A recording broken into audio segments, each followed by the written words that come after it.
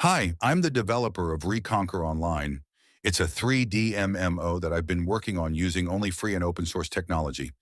I'm going to explain how I've been developing it. I do all of my 3D modeling in Blender. I have a file called Environment, which is where I design the world environment and populate it with all the different objects. The environment itself is made up of areas that I call segments. It's worthwhile to divide the world into segments because then the game client only needs to render the immediately surrounding segments rather than the entire world. It also makes it convenient for development since I can quickly get a general sense of where objects are on the map. I can also put different segments in different files if I need to. Each segment contains a 64 by 64 grid of squares. At any given time, players can stand on one of these squares. Each game tick, they can move from one square to another. When they drop an item, it will be aligned to this grid. This saves a lot of computational time and network bandwidth since everything is indexed by this grid. Some monsters are 2 by 2 or even larger. These are aligned to the corners of the squares. The world is defined by adding objects to the scene and parenting them to their respective segments. I wanted to initially create a test island that would show all the major mechanics I needed to add. I added a 2-story building, items that respawn, NPCs to talk to, a quest, a boss fight, and all items needed for skilling. I used a color palette from flatUIcolors.com.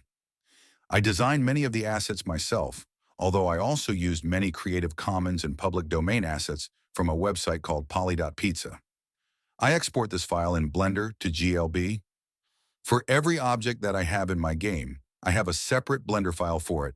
I can edit the object in Blender apart from the environment and export the final model also to GLB. For each of these objects, I also have a JSON configuration file. I slowly developed this file format as I went. The next major part of my workflow is a custom exporter script. This loads in my environment GLB file and every object GLB and JSON configuration file.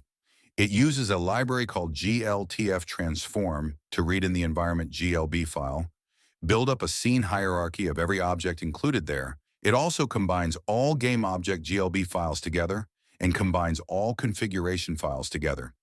The rest of the software for my MMO is divided into two parts, the server code and the client code.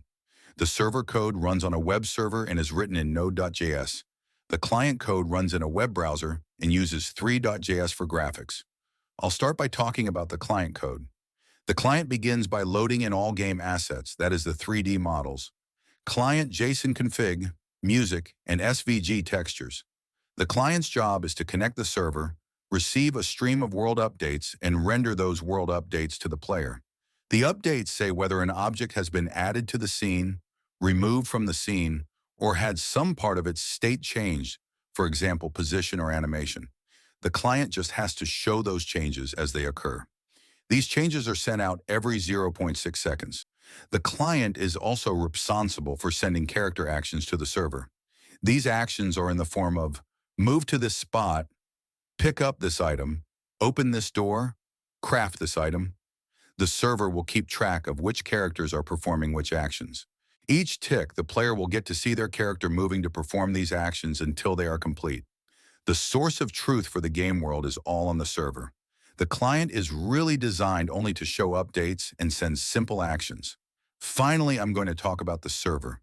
The general loop of the server is to, every 0.6 seconds, update all object behaviors and all player actions. Then for each player, calculate the change in the world state from that player's perspective and send an update to that player. I'll start by talking about how the server is initialized, then how behaviors work, then how actions work, then how updates work. The server begins by loading in the server config file. This contains the server scene hierarchy, which tells the server which objects to load into the world. Many of the objects have their own custom behaviors. For example, monsters walk around and aggressively seek out players to fight.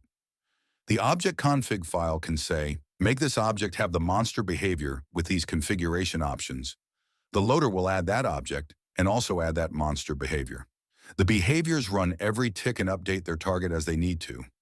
There are also behaviors for items that respawn, for the farming plot, which grows food even when other players don't interact with it, for fire spouts that shoot out fire, etc. Anything that acts on its own has a behavior. Players interact with the world through actions. These are things like moving, talking to an NPC, mining a rock, etc. Basically, everything a player can do is defined in an action. Some actions are handled immediately, like dropping an item. Others are handled in one tick, like eating. And others are handled over many ticks, like walking across the map. The server receives these actions from the player, validates them, and then updates the world state appropriately. One important thing in an RPG is to tie particular dialogue to particular NPCs. For that, I write custom talk handlers and associate them with the IDs of particular NPCs. For example, the first NPC you talk to has an ID of character.friend. The things they say to you change based on things like what is in your inventory or what is your quest progress. Here's how I organize the quest code. I only put any quest-specific dialogue in a dedicated quest file. I then override behavior in the base talk handler files. Another important mechanic is to use objects on other objects to create a new object. For example, use seeds on a farming plot. Again, I can define these interactions in config files and then write custom handlers for them.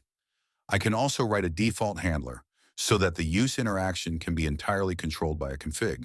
For example, using string on an unstrung bow produces a strung bow, grants 1 crafting experience, requires level 1 crafting, takes 3 ticks, and should perform the attach animation. Other actions, like threshing wheat, can also be entirely designed in config files. Finally, I'll talk about how updates work. There is a timer set for 0.6 seconds. When this timer goes off, we update every behavior and handle every player action that needs handled. These all update the world state. Then we loop through each player and calculate the change in the world state from that character's perspective. These changes are then sent to each client through a WebSocket, and the client handles updating the graphics to match the new world state. The last thing I'm going to do is talk about tricks I use for handling latency and variability in the client. I noticed that ping time can dramatically vary in the client. This leads to animations, which are designed in increments of 0.6 seconds, to lag and abruptly start and stop. The way I handle this is to send the time a world state was generated on the server and send that along with the update. The client calculates its own worst-case lag from the server. If it gets a packet earlier than the worst case, it waits a little before updating. If it gets a packet right around the worst-case lag, it handles it immediately. This greatly smooths out the player's experience at the expense of the game being slightly less responsive. This is the general outline for how I made an indie MMO. The game is currently in a free-to-play alpha. You can also join the Discord to help shape development. Thank you for watching.